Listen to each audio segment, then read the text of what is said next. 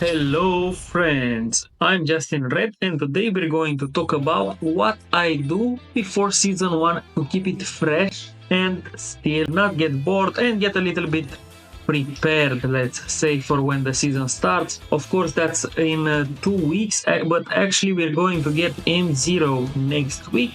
So I'm excited for that, but now let's cover what we can do to keep it fresh every day in the war within before season 1. First of all, let's get the obvious things out. Of course, world quests. Every day we get a couple of world quests. I usually do the ones that have a race for a lot of gold because I want to stack my gold a little bit. And of course, you should search for the ones that give you copper key shards. Those are the most important because you want to get copper keys. So when season starts, we can do those bountiful delves and get that very good gear. Actually, the delves are going to give us better gear than Mythic Dungeons gear, so you should stack on those keys and use them when the season starts. Next, of course, we have delves, and what I mean by this is we have our brand Bronzebeard here. Actually, right now you can get him to level 15, which is pretty good. I suggest you do that. You can actually do the delves without spending a copper key, so you just don't open that purple chest that we have at the end of the dungeon, and you should be fine. You should just do them to level up brand to level 15, so you are ready when the next tiers of delves will come out. The next tiers of delves will be tier 8, so that is going to be tougher, I should say.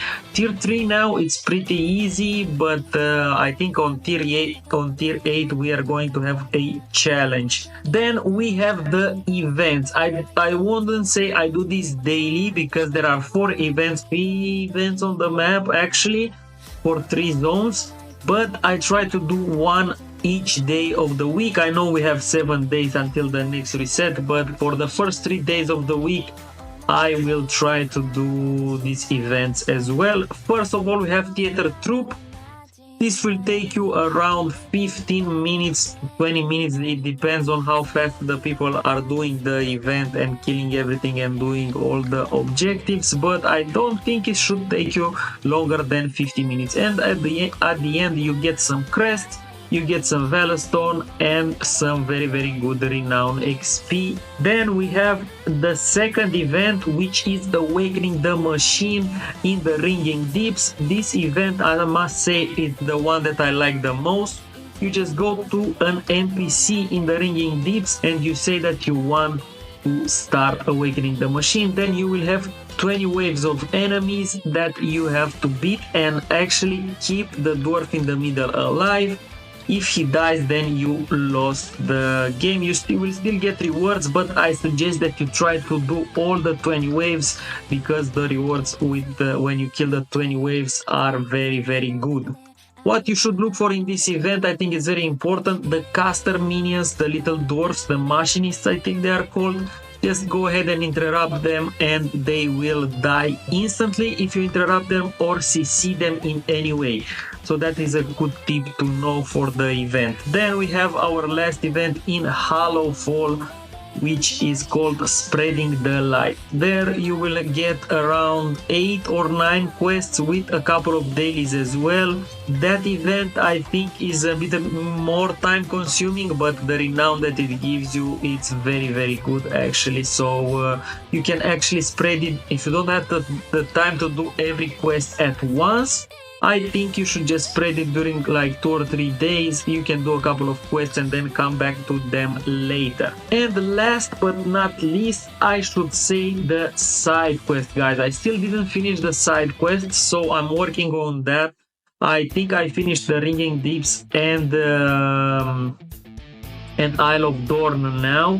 So I only have Hollow Fall, and I think I have quite a few quests in Ashkahet.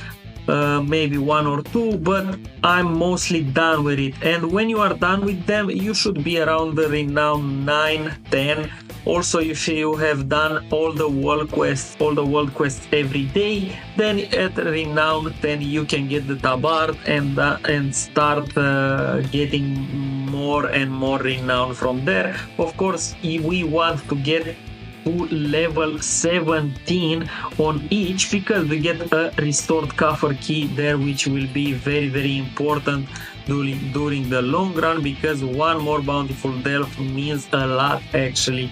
And I still don't know how the Great World will look for the delves, but I know that the gear from the delves is very good, since it's an endgame content, these delves, and they really want you to get very good items for them, because it's going to be our solo type of playing the game, and they actually wanted players to have that also.